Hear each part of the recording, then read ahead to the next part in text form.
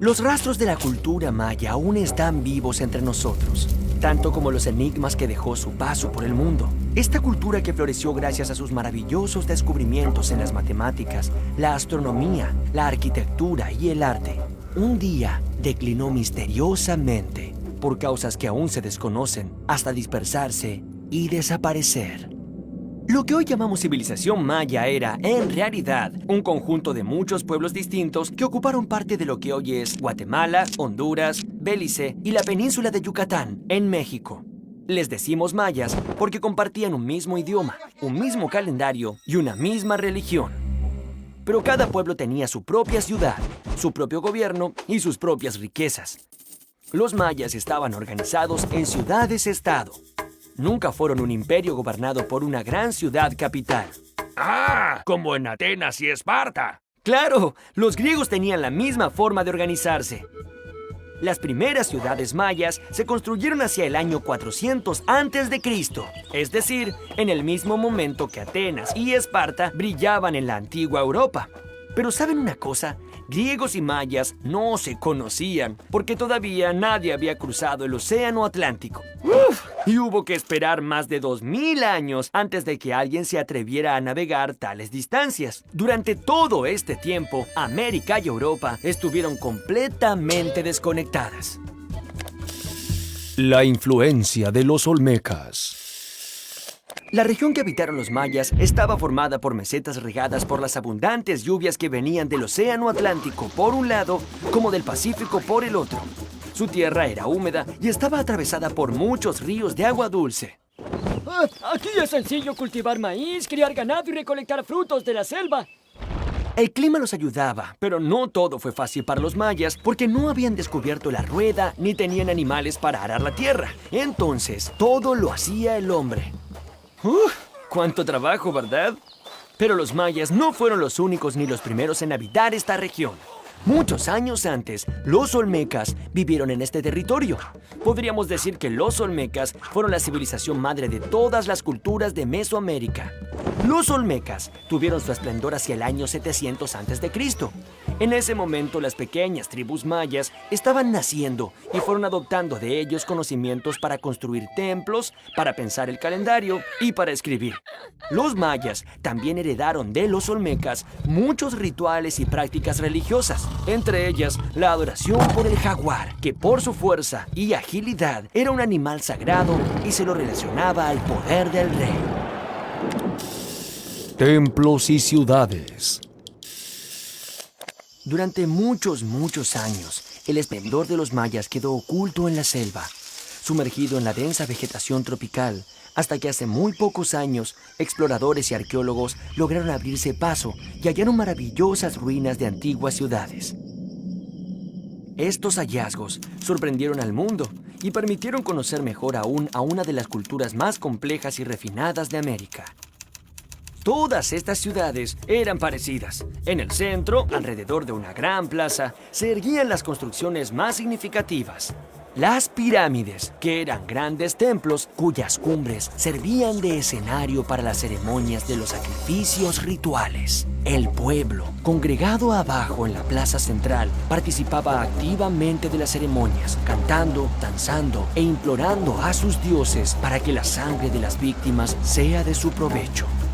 Los mayas eran muy religiosos y creían que todo lo que les pasaba a los seres humanos era porque así lo decidían los dioses. Por este motivo construyeron estos enormes templos donde practicaban rituales en honor a sus dioses.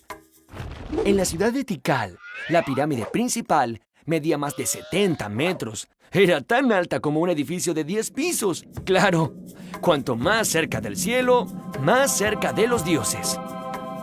Las pirámides alcanzaron tales dimensiones de una manera muy peculiar. Cada vez que un rey moría, los arquitectos mandaban a construir una capa sobre la pirámide existente.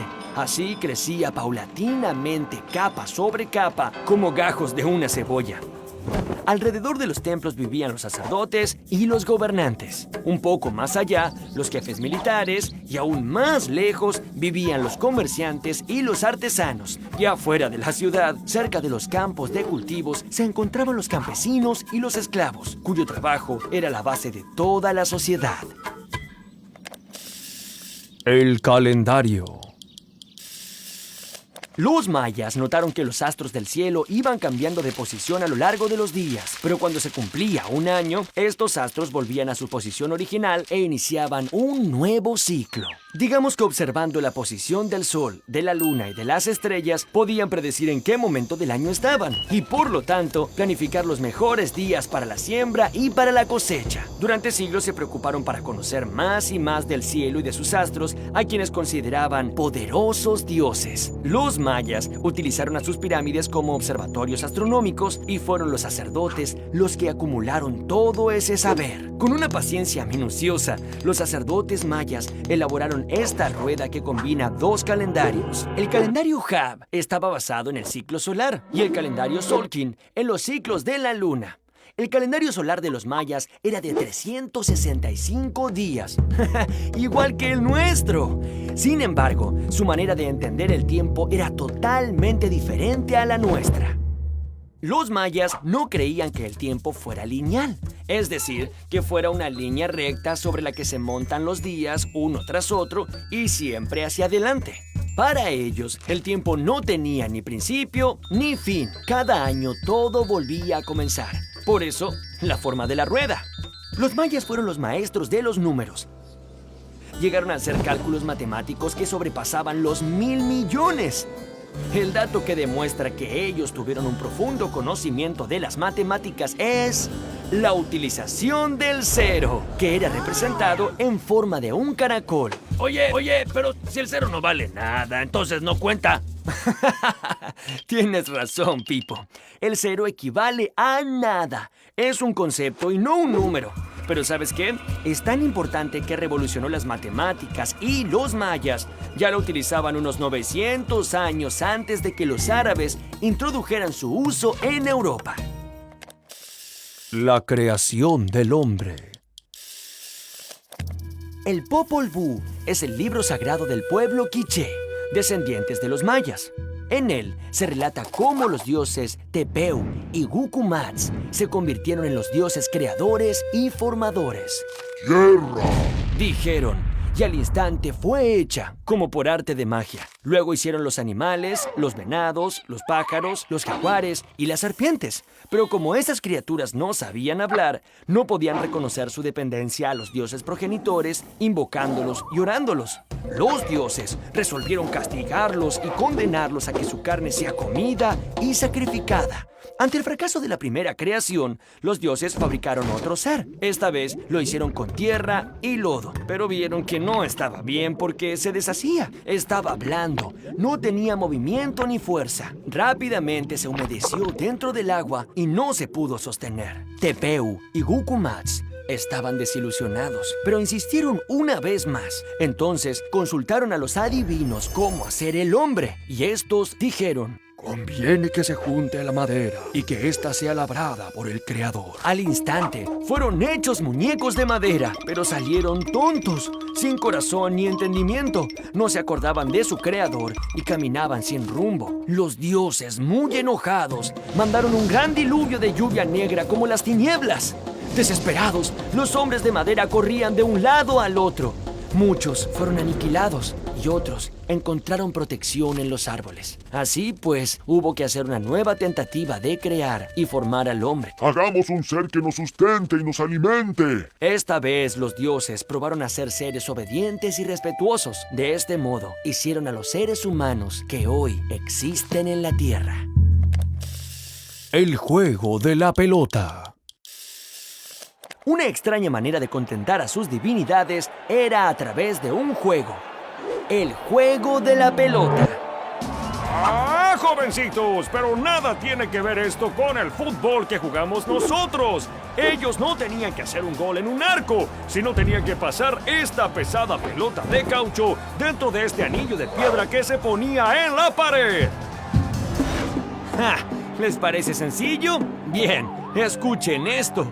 Las cosas se complicaban cada vez más, ya que estaba prohibido usar las manos o los pies. Solo se permitía golpear la pelota con los hombros, las rodillas y las caderas.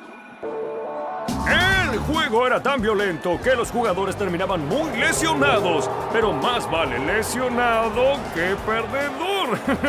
ya que el equipo vencido sería sacrificado y su sangre serviría para honrar a los dioses. Bueno, creo que perdimos.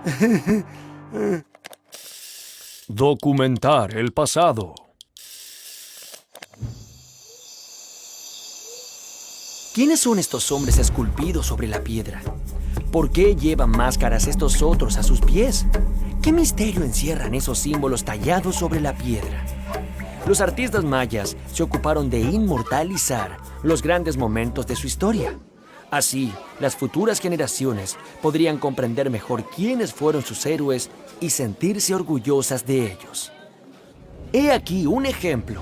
En estos frescos del 790 después de Cristo, descubiertos en la ciudad de Bonampak, vemos unos guerreros muy ornamentados que enfrentaban a otros casi desnudos. El observador de estas pinturas sentía vibrar dentro suyo ese universo de guerras, sacrificios humanos y actos rituales que contribuían a realzar el prestigio del rey. Pero los mayas no solo dejaron un registro de su historia a través de las pinturas, además crearon un sistema de escritura basado en estos símbolos de forma cuadrada llamados glifos. Los glifos podían representar cosas, animales o dioses, así como pensamientos e ideas, y los escribas los combinaban para formar frases cortas. A los mayas les fue posible explicar la sucesión de sus reyes y el funcionamiento de su sociedad. ¿Cómo? Bueno, observemos con atención estos bajorrelieves. Cada elemento tallado sobre la piedra tiene su significado. Por ejemplo, estas personas enfrentadas eran reyes. Aquí vemos que uno le está dejando el poder a su sucesor. Y fíjense un detalle, alrededor de sus cabezas vemos tallados todos sus pensamientos. Como le pasa a los personajes de mi revista de historietas. Sí, en eso los mayas también fueron unos adelantados. La misteriosa desaparición. A pesar del brillo que supo tener, la civilización maya tuvo un final inesperado. Hacia el año 900 después de Cristo, todas las ciudades fueron misteriosamente abandonadas. Algunos de sus habitantes se internaron en la selva hasta desvanecerse. Otros viajaron a Yucatán, donde crearon nuevas ciudades como las de Chichén Itzá, Maxapán y Uxmal. Atrás habían quedado muchas de sus posesiones y todo su esplendor. Los investigadores sostienen una teoría. En esos últimos años, una casta de gobernantes muy ambiciosos menospreciaron la sabiduría de sus antepasados. Entonces, olvidaron sus estudios y se ocuparon solo en engrosar su poderío militar, con el fin de dominar a las ciudades vecinas. Tantas guerras generaron muchas muertes y mucha destrucción. Varios años de sequía acompañaron a este desastroso panorama. Y esto generó tanta hambre que los sobrevivientes tuvieron que abandonar sus hogares y emigrar hacia nuevos horizontes. En el año 1527, cuando llegaron los españoles, unas pocas ciudades muy debilitadas se disputaban el poder del Yucatán. Pero no se crean que fue tan fácil para los españoles someter a estos pueblos. Como los mayas tenían muchas ciudades pero no poseían un gobierno centralizado, estos tuvieron que combatirlos pueblo por pueblo y se demoraron casi 200 años en conquistarlos. Así, finalmente, cayeron los mayas, uno de los pueblos más deslumbrantes y sofisticados de la América precolombina.